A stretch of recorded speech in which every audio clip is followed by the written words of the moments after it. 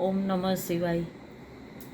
Zoom અને યુટ્યુબમાં જોડાયેલા મારા સર્વે ધ્યાન સત્રના સાથીઓનું ખૂબ ખૂબ સ્વાગત છે. આજે વિજ્ઞાન ભૈરવ તંત્રની ધારણા આપણે લઈને આવ્યા છીએ 18મી.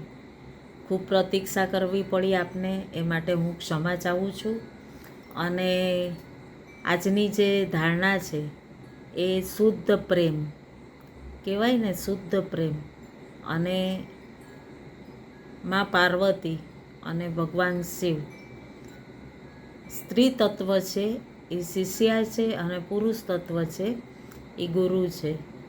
અને અગાઢ પ્રેમમાં માં કહે છે કે મારા સંસારના આ બાળકો જેમને પ્રભુને કહે છે કે તમે માયામાં રમતા મૂકી દીધા, અને એ લોકો પોતાના આત્માનો આ જન્મ લેવાનો ઉદ્દેશ્ય કઈ રીતે પૂર્ણ કરી શકે.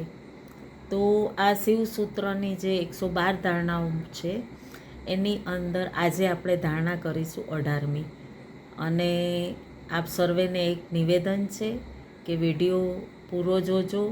વિડીયો જોવો છો તો આપ એક લાઈક જરૂર કરો અને આપના પરિવારજનોમાં પણ શેર કરો. અને ચેનલમાં નવા છો તો સબસ્ક્રાઈબ જરૂર કરો, અને જેથી હું આવા અવનવા વિડીયો આપની સમક્ષ રજૂ કરી શકું.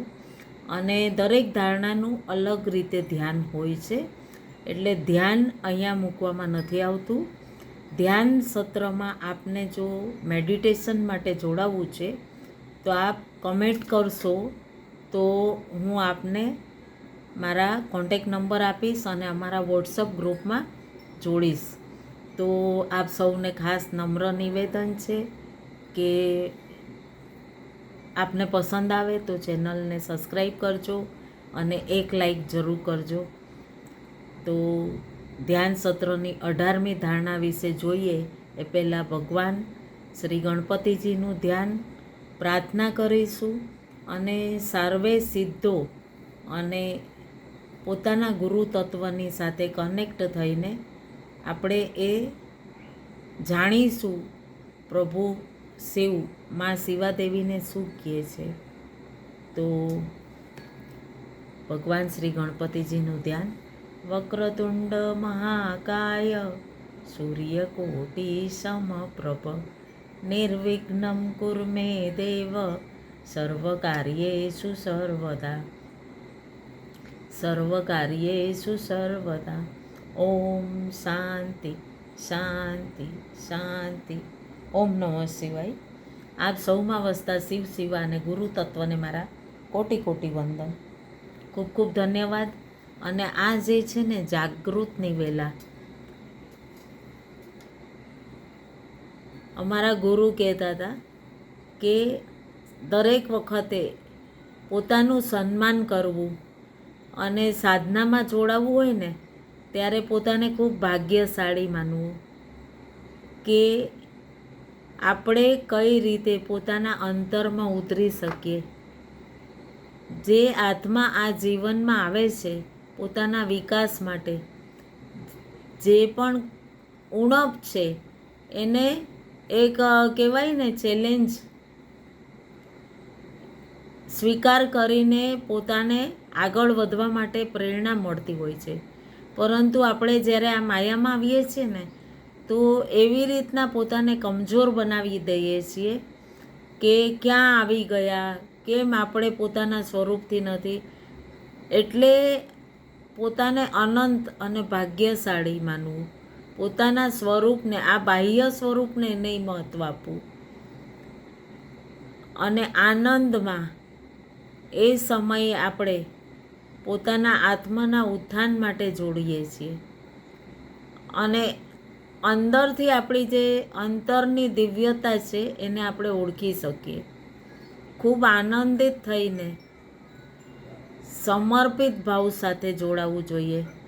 અને પોતાના ગુરુ તત્વને હર વખતે, જો આપણે જન્મ લઈએ છીએ તો વારંવાર જન્મ લઈએ છીએ, પરંતુ જ્યારથી આ આત્માએ દેહ ધારણ કર્યો છે એ જન્મો જન્માંતર પર ગુરુ તત્વ એક જ હોય છે.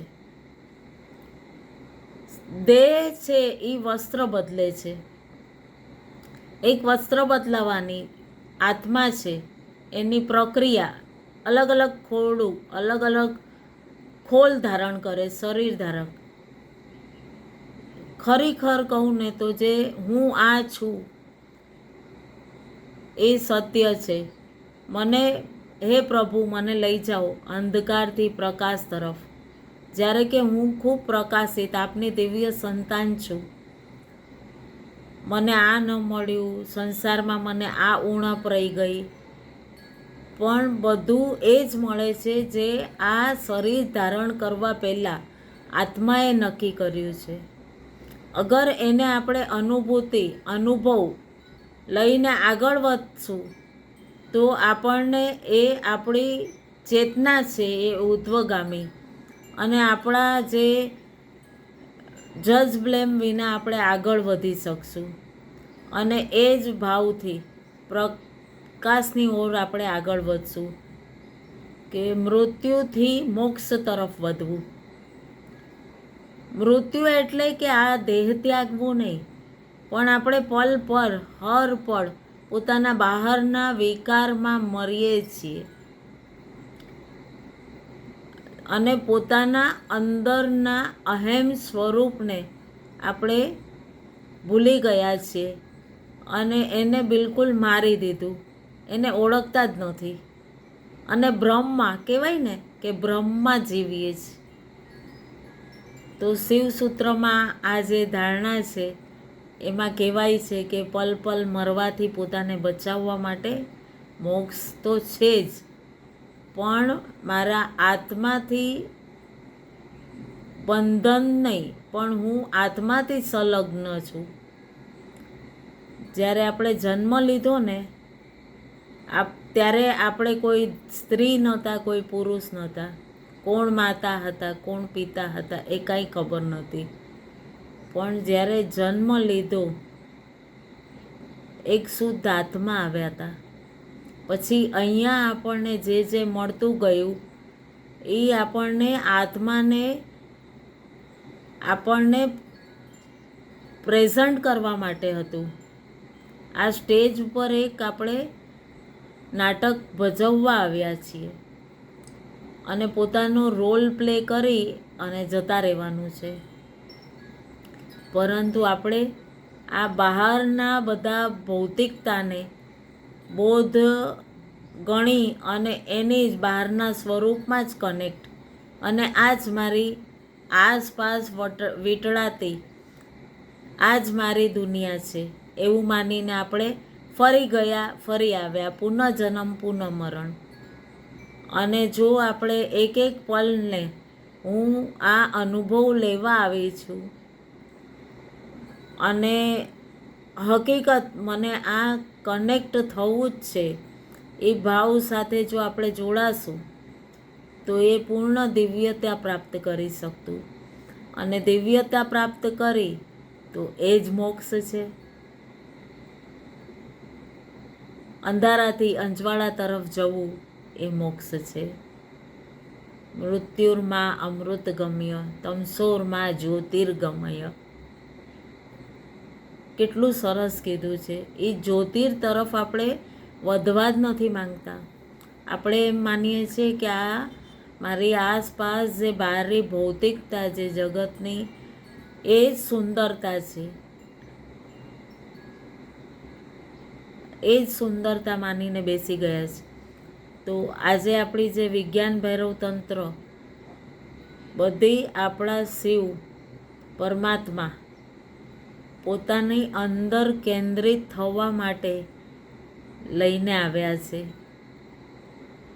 માએ પૂછ્યું કે જ્યારે આ માયાનગરીમાં આટલું બધું અહીંયા આવીને દેહમાં જ બધું મળવાનું છે, તો તમારા સ્વરૂપને મારા બાળકો કેમ અનુભવ કરશે? પોતાની એ ઇન્દ્રિયોથી કઈ રીતે તમારાથી જોડાઈને તમને જ પામશે? તો ભગવાન તો દેવાધિદેવ છે, જગત પિતા છે, એ બધાની અલગ અલગ પ્રકૃતિ જાણે છે. જો આમાં શું કીધું છે, કોઈ વિષયને પ્રેમપૂર્વક અને જોવો, પણ બીજા કોઈ વિષય પર ન જાઓ. અને એ જ વિષયના બંધનમાં આનંદ છે, એ જો કેન્દ્ર છે. અને એમાં આપણે કંઈ કરવું નથી, પ્રેમપૂર્વક ભાવનામાં રહેવું. આપણી પાસે જો ધ્યાન લગાવવા સમય નથી, સંસારમાં તમે માયામાં રચ્યા પચ્યા છો, નોકરી છે, પરિવારની જવાબદારી છે, વેપાર છે, તો એના પણ મધ્યમાં રહીને તમે એ કેન્દ્રને પ્રાપ્ત કરી શકો છો. અહીંયા હું કોઈને પણ એમ નહીં કહું કે તમે કલાકો આંખ બંધ કરીને બેસો, કોઈ પણ વિષય પર નહીં જવું, કોઈ પણ વિષય પર નહીં, કોઈ ટોપિક ન લ્યો, પણ જે તમે કરો છો એમાં જ તમે પ્રેમ પર મધ્યમમાં રહ્યો. જે ચીજમાં છો, જે વસ્તુ જે કરો છો એમાં જ તમે મધ્યમાં રહ્યો, પ્રેમપૂર્વક. કે એકાગ્રતાનો ભાવ હોવો જોઈએ, એને પ્રેમપૂર્વક કીધું. અથાગ પ્રેમ, જે પ્રેમને સમજે છે, જે પ્રેમ ભાવને સમજે છે. જો ધ્યાનથી જોશો ને તો આપણે આપણા પરિવારને કેટલો પ્રેમ કરીએ છીએ.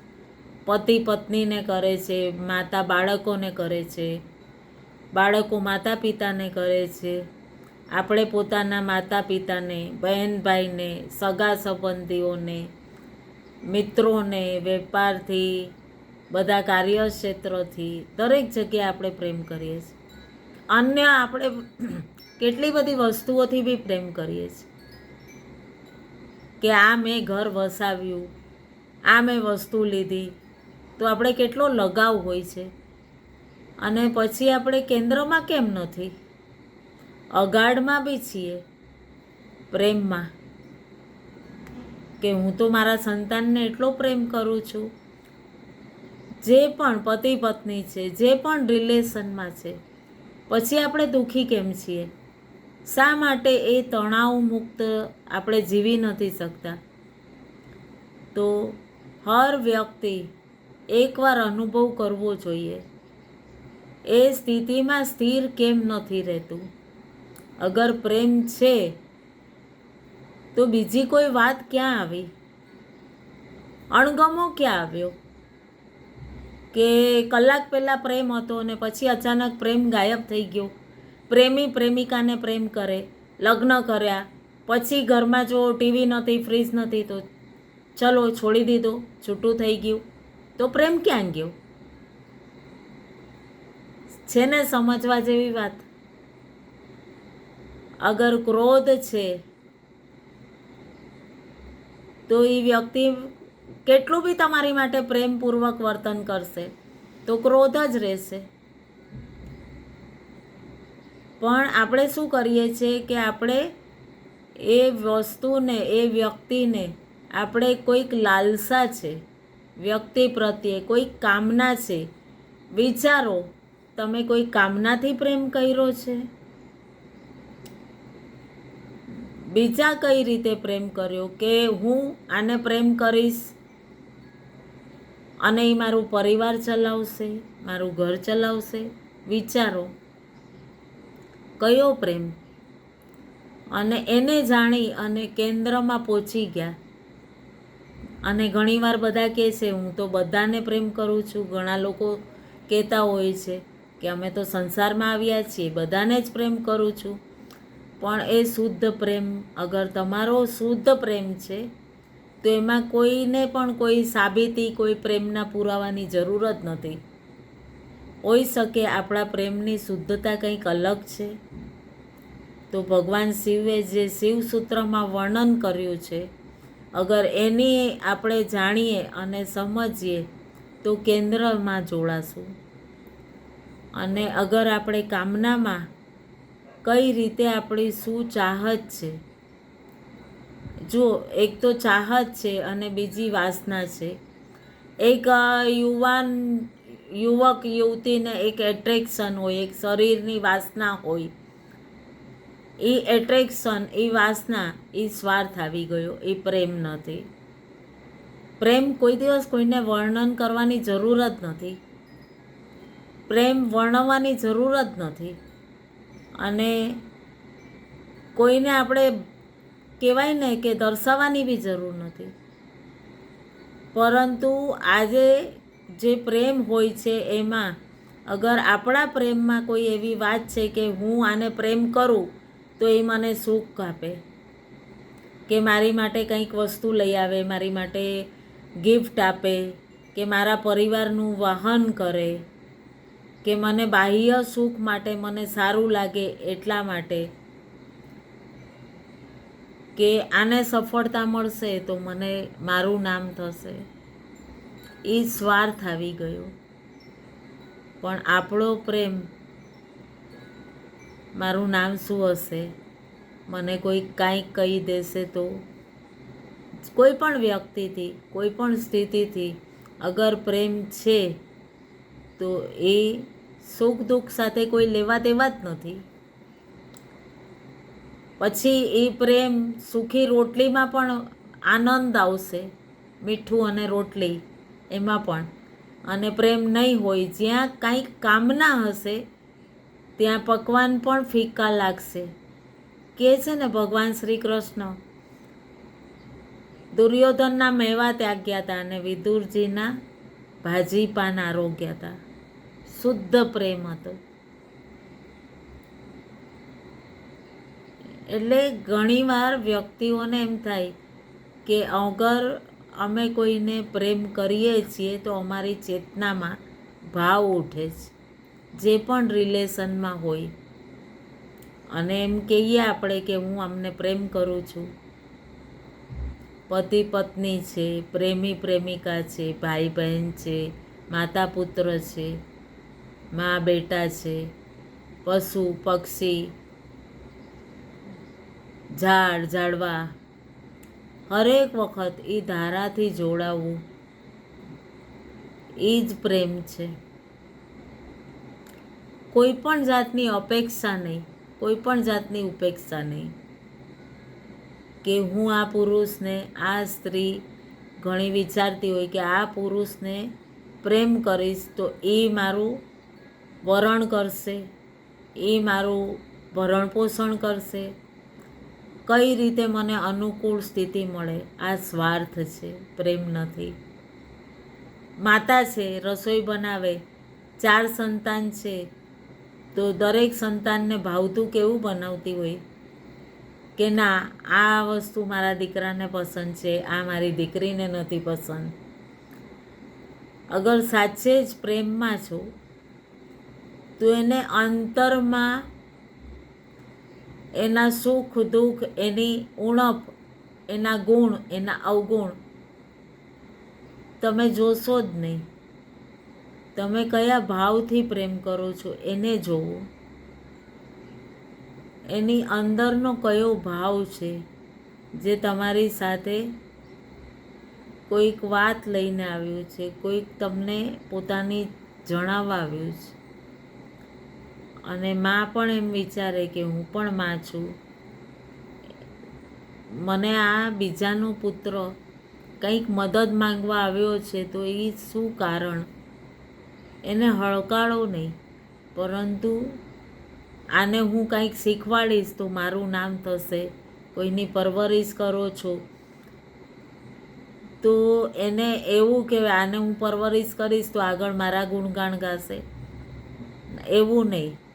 પ્રેમ કરો છો તો શુદ્ધ પ્રેમ કરો, કે આ આત્મા આવી છે એનો ગોલ શું છે, એનો એમ શું છે, એમનો ઉદ્દેશ્ય શું છે, એની ચેતના જાગૃત થવામાં હું મદદરૂપ થાઉં તો તમારું વ્યક્તિત્વ એકદમ સ્થિર થઈ જશે.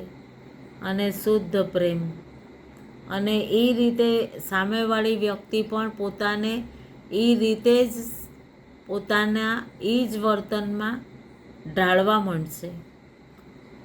અને જો માતાઓ ઘણીવાર વિચારતી હોય કે હું નહીં હોઉં તો મારા સંતાનોનું શું થશે, એમનું ઘર વસી જાય તો હું પછી આ સંસારથી જાઉં. આપણું હર સ્થિતિમાં ધ્યાન આપણે મુક્ત થવા માંગીએ છીએ. અગર એના માટે આપણે વિચારશું તો સ્વાર્થ, શુદ્ધ પ્રેમ કોઈ દિવસ બંધન નથી આપતું, મુક્ત રહે છે.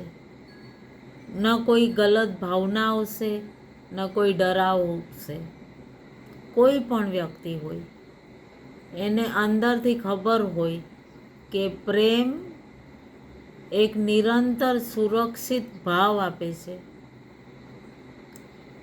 અને પ્રેમમાં એ શક્તિ છે કે પોતાની શક્તિને વધારી દે છે. તો પ્રેમમાં આપણે પોતે સાધન બનવા માંડીએ છીએ અને બીજાને સાધન બનાવવા માંગીએ છીએ. પ્રેમમાં મટવું લેણા અને દેણા નથી. જો વાસના છે એ આપણી અંદરનું એક આક્રમણ છે. આપણે શું ચાહીએ છીએ, વાસનાને કામમાં લાવવો નહીં અને આપણે આવા ધોખામાં ન રહેવું. આ દેહને આપણે પ્રેમ કરીએ છીએ તો એને બહારથી અનુભવ કરો. તો આ સ્થિતિ ક્યાંક ને ક્યાંક આપણી અપેક્ષાઓથી જોડાઈ અને જ્યાં અપેક્ષા આવી ત્યાં દુઃખ આવ્યું. કારણ કે દરેક આત્મા પોતાની પ્રવૃત્તિમાં જીવવા માંગે છે અને આપણે એને બંધન આપીએ છીએ. તો શું થાય છે? દુઃખ કેમ ફીલ થાય આપણને? જે પ્રેમ છે ને એ શુદ્ધ પ્રેમથી જોવો તો પ્રેમ વ્યક્તિ નથી. પ્રેમમાં પ્રાણ ઉર્જા ભળી અને વ્યક્તિને વસ્તુ બનાવી દઈએ છીએ અને પછી ત્યારે આપણો પ્રેમ વાસનાવાળો થઈ જાય છે. અને શુદ્ધ પ્રેમ હોય ને એ લાકડાને પણ વ્યક્તિ બનાવી દે, જળમાં ચેતન પૂરી દે. અને અમારી શિબિર દરમિયાન ઘણી વખત એવું થતું કે ગુરુજી શીખવાડતા કે દરેક વૃક્ષને નામ આપતા. જો જે ફૂલના નામ છે એ નામ તો હોય પરંતુ એ નામ નહીં, એમને એ સંતાનોના નામ આપતા કે આ વૃક્ષનું આ ગુલાબ છે તો ગુલાબ નહીં, એને રમેશ કહે, કોઈકને સુરેશ કહે, મોગરાને મહેશ કહે. એટલે એ નામથી બોલાવે. વ્યક્તિના નામથી વૃક્ષોના નામ રાખતા. એમના નામથી એમણે અલગ અલગ નામ રાખ્યા અને કોઈકનું આનંદ, કોઈકનું કંઈક, કોઈકનું કંઈક. વ્યક્તિઓના નામ રાખી દીધા. આ બધા નામ એમણે રાખ્યા વૃક્ષોના. પછી જ્યારે બોલાવે ત્યારે કે પોતાના સાધકોને કહેતા કે આ વૃક્ષ પાસે જાઓ, અશોક પાસે જા, તને આ વસ્તુ જોઈએ છે એ ત્યાં મળી જશે. કે આ મહેશ પાસે જા, તને આ મળશે. પણ જળ ચીજો પર એમણે શુદ્ધ પ્રેમ, એમને વ્યક્તિત્વ આપેલું. અને આપણે શું કરીએ છીએ કે વ્યક્તિને પ્રેમ કરીને બંધન આપીએ છીએ. તો આ બંધન નથી આપવું. વ્યક્તિને આપણે પ્રેમ કરીએ, અનુભવ કરીએ પોતાના પ્રેમમાં, એ વ્યક્તિને આપણે વસ્તુ બનાવી દીધી. પતિ, પત્ની, બાળકો, સમાજ, ભાઈ, બહેન, કે આ મને આ કામ કરી દે, આના તરફથી મને આ સુખ મળી જાય, મારી વાતોને સમજે, તો આપણે સાધન બનાવ્યું. જો આ બહુ ઊંડી વાત છે, બહુ ઊંડી વાત છે, પણ બળી સમજવાની ગહન વાત છે. અને આ જ ખૂબ દિવ્ય શિવ સૂત્ર છે. અંદરથી જો તમે પોતે શુદ્ધતા લાવશો તો સામેવાળી વ્યક્તિને સાધન બનાવવામાં તમારો કોઈ સ્વાર્થ જ નહીં હોય. અને આપણી દ્રષ્ટિ જે છે ને એ ક્યાંક આપણે એક લાલચ આવી જાય છે, કારણ આપણે પ્રેમને સાધન માનીને જ સમજ્યું છે અને આપણને એમાં જ ખુશી મળે છે. જ્યારે શિવસૂત્રમાં કહે છે કે આપણે આ કારણથી નહીં, પણ વસ્તુ વિશેષ, વ્યક્તિ વિશેષથી નહીં, વ્યક્તિને વસ્તુ બનાવી દઈએ છીએ. અને જો પ્રેમ શુદ્ધ છે તો જડતા વસ્તુમાં પણ જીવંતતા લાવી શકો છો. પ્રેમ કોઈને પણ અલગ બનાવી શકે છે. આ જ કારણ છે કે પ્રેમ વિના આપણે અનુભવ કરી શકીએ. જે વ્યક્તિમાં પ્રેમ નથી એ જડતા છે, જળ છે. પ્રેમ કા વિના પોતે જોવો કોઈ પણ વિષયને અને શુદ્ધતાથી ખૂબ જ દિવ્યતા આવશે. મીરાબાઈની વાત કરીએ તો એમણે ક્યારેય કૃષ્ણને જોયા નહોતા, પણ એમના પ્રેમમાં હતા. જ્યારે જ્યારે એમની માટે એ કીર્તન કરતા, કીર્તન ગાતા, એ પથ્થરની મૂર્તિને જ જોઈતી એમણે. સાક્ષાત ભગવાન કૃષ્ણને નહોતા જોયા. શુદ્ધ પ્રેમ. જ્યારે એમના પતિએ એમની માટે ઝેર મોકલ્યું તો સાક્ષાત ભગવાન શ્રી કૃષ્ણ આવીને પોતે જ વિષ પીધેલું. એ પૂર્ણ એમાં ખોવાઈ ગયેલા કે એ પથ્થરની મૂર્તિમાં એમણે જીવંતતા લાવી હતી. અને એમના પતિ એમની સામે હતા છતાં એમાં પ્રેમ નહોતો, એટલે એ જડ બની ગયા. કેટલું સરસ ઉદાહરણ છે, આપણી સમક્ષ જ છે. તો આવું અવનવું જાણવા માટે તમે જરૂરથી મારી ચેનલમાં જોડાઓ, સબસ્ક્રાઈબ કરો અને આપના પરિવારજનોને પણ શેર કરો. અને આજની 18મી ધારણા અહીં જ પૂરી થાય છે. આગળ મેડિટેશન માટે જોડાવવું હોય તો જરૂરથી મને કમેન્ટ કરજો. ઓમ નમઃ શિવાય. ખૂબ ખૂબ ધન્યવાદ આપ સૌનો વિડીયો જોવા માટે. અને ચેનલને જરૂર સબસ્ક્રાઈબ કરજો. એક લાઈક તો બનતા હે. ઓમ નમઃ શિવાય.